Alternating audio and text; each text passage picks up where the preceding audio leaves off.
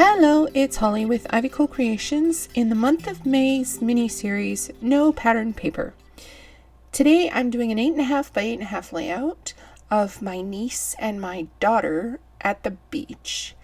And I really wanted to use this paper up that is almost like fabric. It is just fibers with holes in it.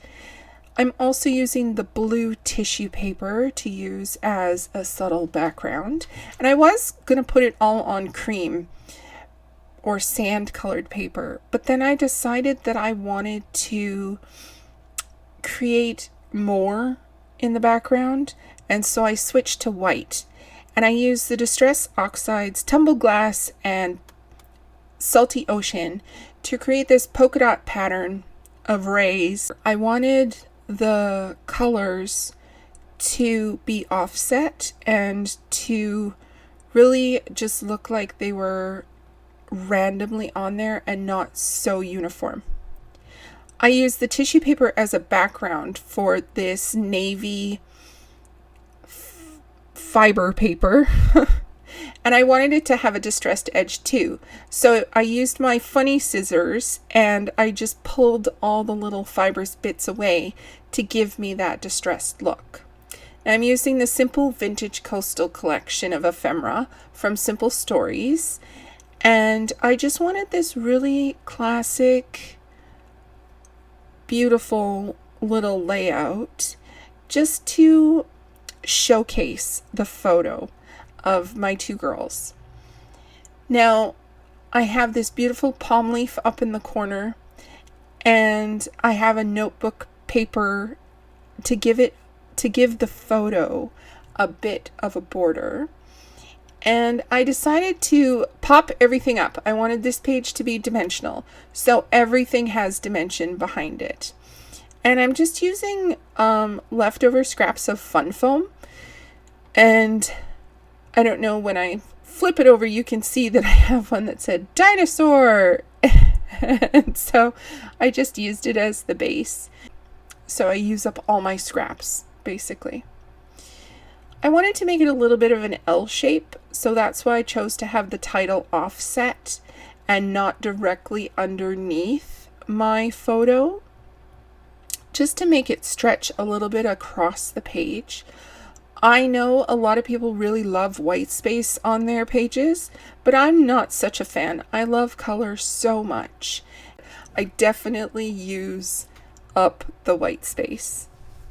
Now I have these little puffy sticker alphas from the Fantastico Obed Marshall collection, and they're great. You get so many of them in this little pack. There's 2 pages, and they're fabulous. I love them, and I thought they worked perfectly on this page.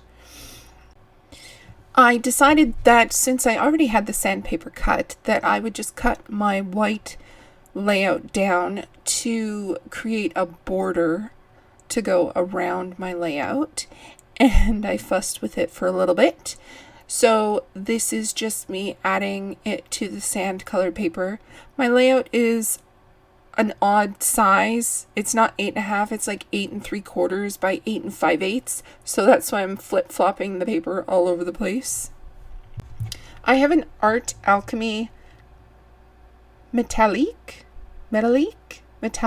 It's metallic anyway. Antique coin, which is the gold color.